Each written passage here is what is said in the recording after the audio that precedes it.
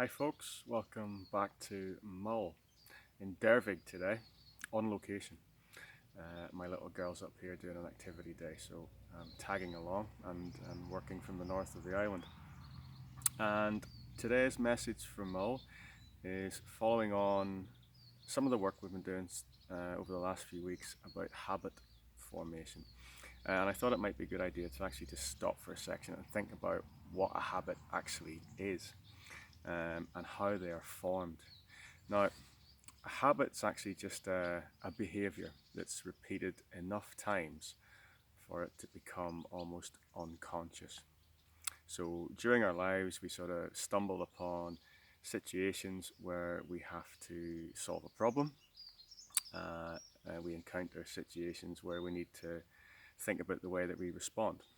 And the first time we encounter those situations, we may not quite get the outcome that we want.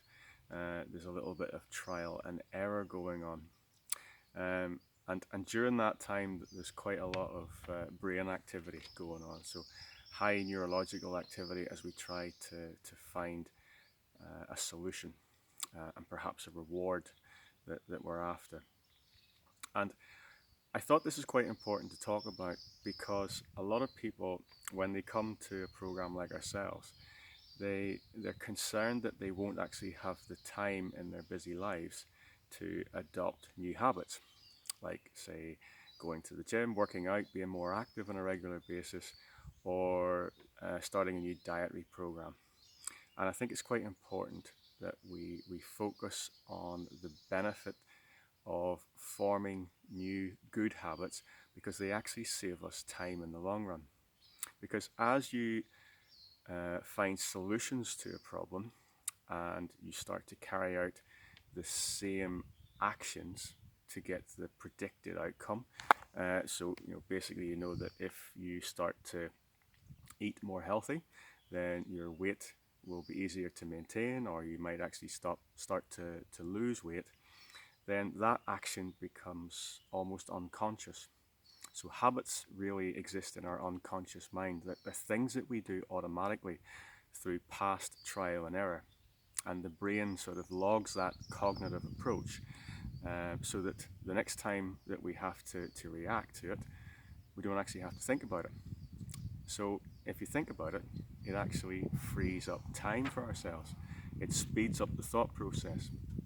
So those that are perhaps struggling with whether they'll actually have time to start a new program of activity and perhaps a new diet, then by forming good habits, it actually creates time and it allows us to be perhaps more spontaneous, more freedom to be more creative and do other things in our life that we'd like to. Instead of every time we start to consider our health, to stop and have to think, how am I going to be active today? How am I going to, get my heart rate up? How am I going to get my steps in? What sort of food do I need to eat to control my diet? When should I be eating it? What do I need to buy in?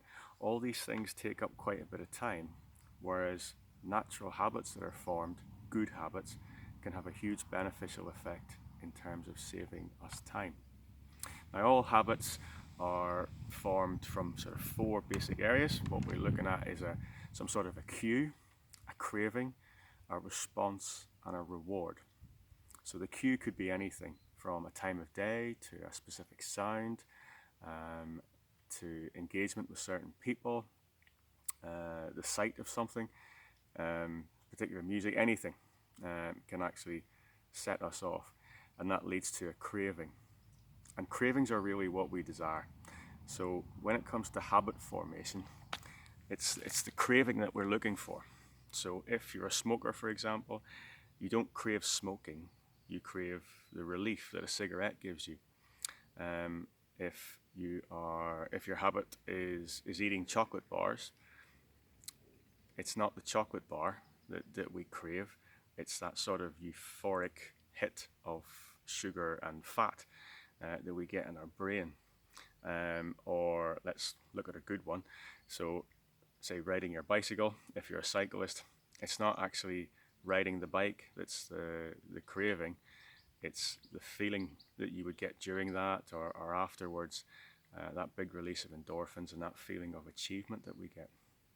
So we all have our own good habits and bad habits, and following on from this, next week we're going to talk a little bit about how we can actually encourage better habits, how we can make them easier to adopt as we go along, and also when it comes to bad habits that perhaps have formed over in many of us a lifetime, how can we start to turn those around, and what strategies can we employ to make them not exist quite as often as they perhaps do at the minute.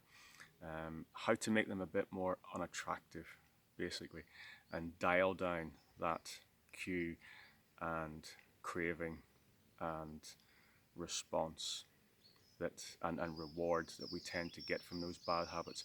How do we dial them down so we have more chance of adopting the good ones? I hope you have your lovely weekend. I keep saying that on a Friday. I keep saying have a lovely weekend, but this goes out on a Monday. It's Monday. Have a nice week. And I will catch up with you next week. Take care, guys. Bye bye.